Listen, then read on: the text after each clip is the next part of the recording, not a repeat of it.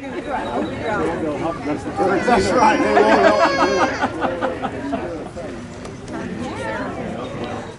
Well, first of all, the beginning of Bartlesville was over by the east side of the Johnstone Park.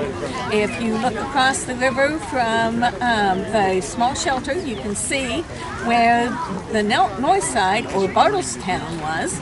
And then we have this brand new wonderful bridge, and it goes to Delaware. And Delaware was a part of the south side.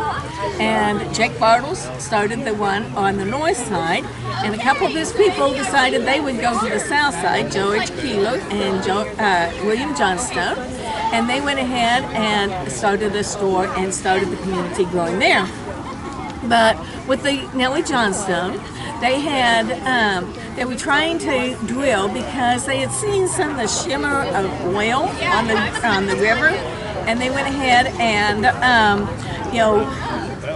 petitioned the Cherokee Council to be able to drill.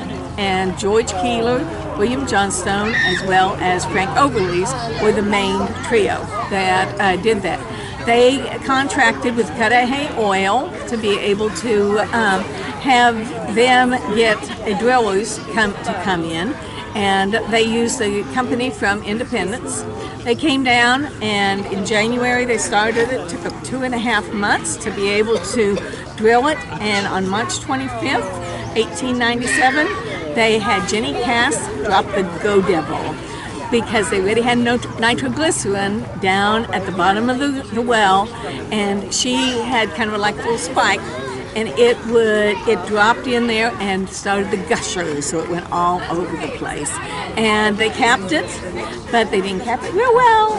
So Nellie and some of her friends were ice skating. When they ice skated, they got cold, so they decided to build a fire. They didn't realize that the oil had leaked, and the oil went from the fire to, or the fire went the fire to the oil, and it burnt Nellie Johnstone up. And she didn't admit until years later that she did. And they would get about 75 barrels a day out of there. And they capped it in 1948, and Nellie asked them to gave it to the city and said they wanted to have a park made out of it for William Johnstone. 1897, they went ahead and they had finally drilled far enough down, because it was 1,320 feet down to be able to get to the oil.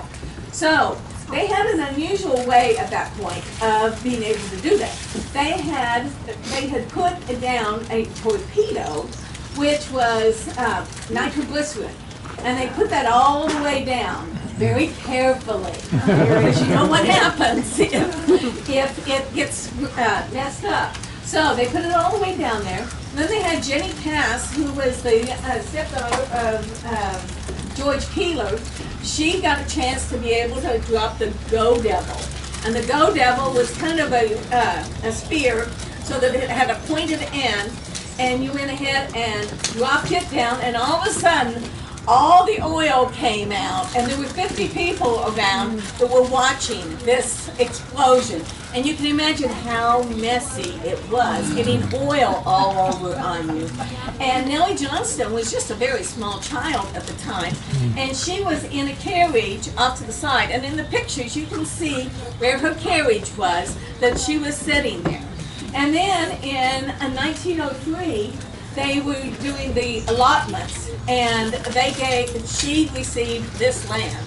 So it became the Nellie Johnstone. Now, so then we had, it would make about 50 to 75 gallons a day. Barrels, yeah. Thank you.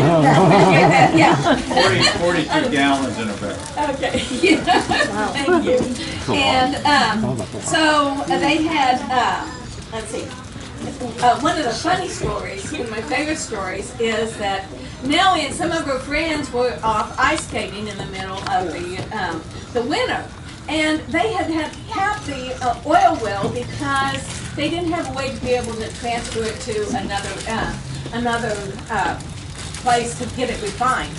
And so they decide they're going to build a fire to keep themselves warm. They don't realize that it wasn't capped correctly, and the oil was seeping, and it even seeped into the river somewhat. And as soon as they built that fire, off it went to the well and burnt the place up, or at least it made major damage. So the kids all scattered, because they don't want to be found guilty of burning the oil well down, especially Nellie, since it was hers, named after her. But anyway, so she, later on, years later, she finally admitted she was one of those people. But anyway, so I just love that story. Can you imagine? Then they finally were getting a train in here. In 1899, they had their first train that came here. And they went ahead and it was just not strong enough. It was made out of wood, so it wasn't strong enough to be able to hold the oil wells. So they went ahead and built one of concrete. And so now it's finally strong enough to be able to be sent out. And there was a refinery in Neodesha, Kansas. So the oil was sent there. And then later on they had a pipeline that was set up that would be able to transfer the oil. And in 1948, it was finally pretty well depleted.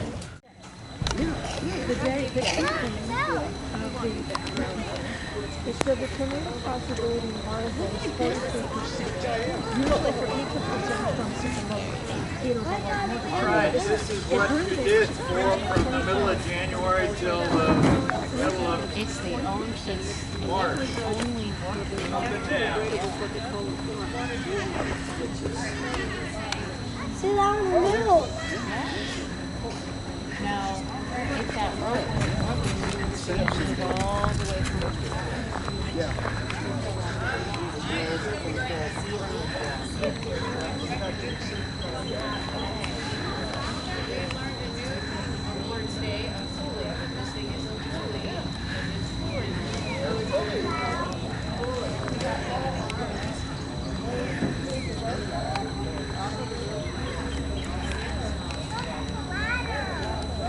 Original well was drilled back in 1897. One little tweak to what Betty was saying, they actually started drilling it in January of 1897. She said they brought this rig, which was like a big kit. You could actually buy a rig like this from Pennsylvania, already of all the pieces wooden. And you'd have rig builders who would come up, in this case from the South Fork near Tulsa, and they had drilled a dry hole down there, and there had been nothing found in Indian Territory of any significance up until then, even though oil had been found up in Kansas. And William Keeler, who you mentioned, had spotted early on, when he was still working for Jake Bartles over here at the mill, oil sheen on the water. And that was one of the very primitive signs that perhaps there was oil in the area. Hi, Charlie. Did Julie come?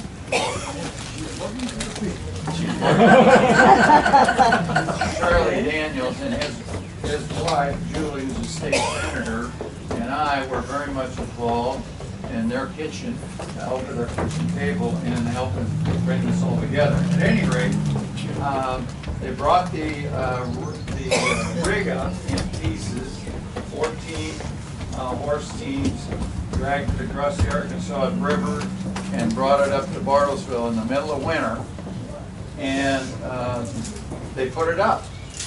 And the rig builders, there were probably a couple of dozen of them at that point, and then they would and have a driller who was the key guy on the platform. He was basically stood where I am, and they started the drilling process. Now this is really ancient technology. This is the same way the Egyptians back in the BC times drilled water wells. They beat a hole in the ground, and this is a little more sophisticated in that they had iron, and they could build big, heavy, solid pieces of basically iron pipe that would go at the end of this rope, which they called the cable back then, probably from the seafaring days, because it would be the same kind of rope you'd use to hold an anchor on a big ship. So at the bottom of this rope, there would be these, what they call tools attached. There were some different variations of it, but for layman's terms, it's just a lot of weight hanging at the end of this rope with a chisel, basically, at the end, which was just a V-shaped thing like that.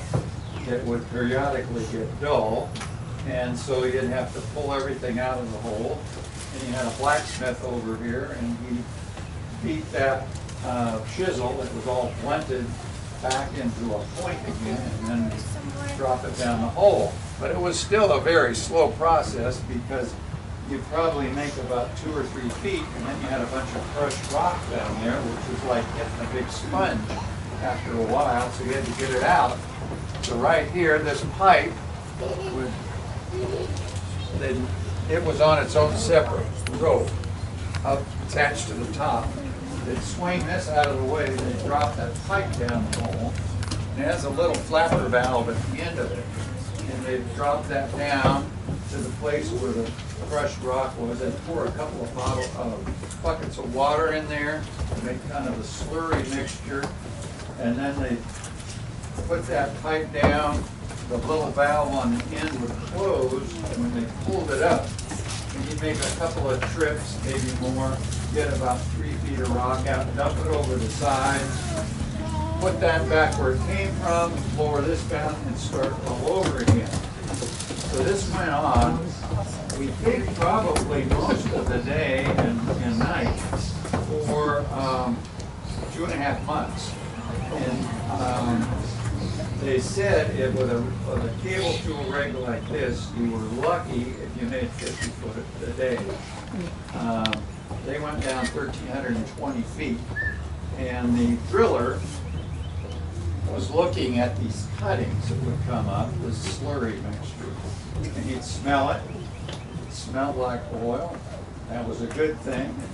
If there was little flecks of black in it, that was a good thing. As most of you probably know, oil doesn't exist in a big underground lake. It's all trapped in little tiny pores of limestone, in this case, and it doesn't come out of the ground on its own, except in rare occasions. Most, I don't know if you just saw Killers of the Flower Moon, but they had a bunch of Indians standing around a gusher, and I thought, how in the heck did they do that? This doesn't come out. You got to drill a well. They just had a hole in the ground. Somebody in the oil industry was not a consultant.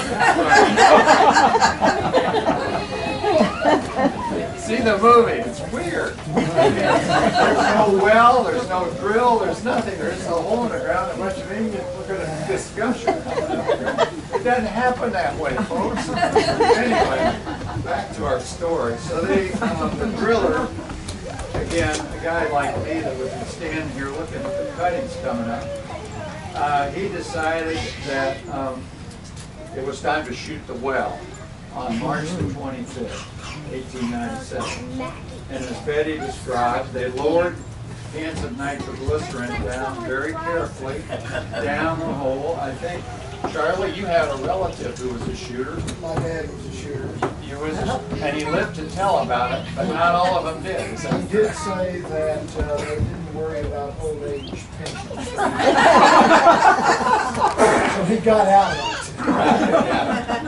I've heard stories about there's still finding pieces out in the Osage of shooters that been bouncing around those wagons full of nitroglycerin. Anyway, and then Jenny Cass, who I think was 15, maybe something like that. She had this go devil, as described, and people were standing on the platform, probably like you guys are, although everybody was also planning their escape route. I mean, think of it just like you're there, back in 1897. Everything is the same. The river's over there. There's no cars in the parking lot. No cars yet. But you're looking, I'm gonna jump off this platform. Probably there were no steps. They didn't do it amenities like that. You just want to get the hell out of here as fast as you can when this thing goes. And so she dropped it, and it exploded the nitroglycerin. It created a cavity down there, but more important, it created fissures through all of that limestone, and that joined all those pores of oil together. And typically, and particularly in this area, there's what they call a gas cap on top of it that sits in the ground over the oil itself. And it's like taking the top off a pop bottle that you shake it up. When that nitroglycerin goes off, creates that cavity, all that pressure that's sitting underground has got to go someplace, and it just pushes that oil through all those fissures, and there's also a lot of water and rock crushing and everything, and it goes to firing up here. And you'll see a reproduction here in just a minute. Water only. Water only. But that's what causes the gusher. Now that was a big deal, because back in those days, it was the name of the game was get investors to invest in your oil wells. People from Boston and New York and Philadelphia who had money and they wanted to invest in the oil business. You show them a picture of a gusher and say, look, here's an oil well out in Oklahoma, and you can make money on it if you want to, to buy some of these shares in XYZ oil companies.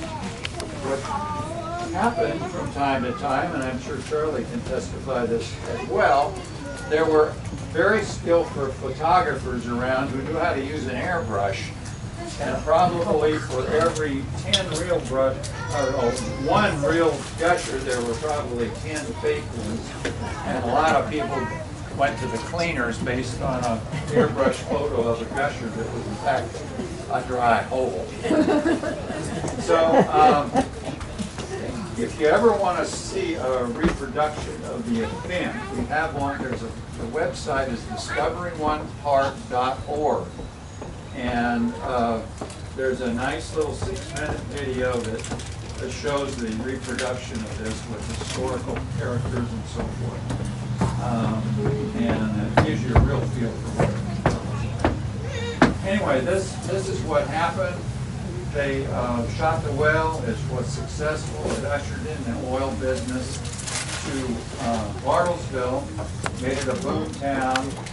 That gravitated to the Osage, which was much bigger than actually the area around here.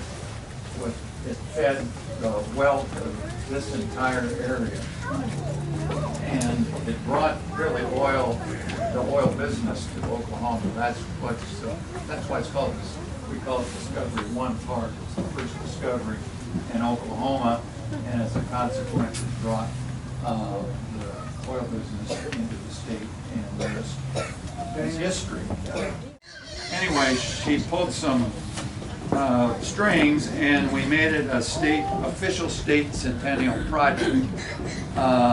We broke ground and tore the old one down, or actually exploded it. That was fun. 1907, and broke ground then, and it was completed I think in October of 2008, so we're kind of a year late on the centennial. It's close enough, and had a great big party and shot it off for the first time. It is, it cost $750,000 to build this thing. Wow. It's completely, don't look too carefully, but it's unlike the original and the subsequent reproductions. There was no metal or steel in any of those. This one is completely undergirded with steel.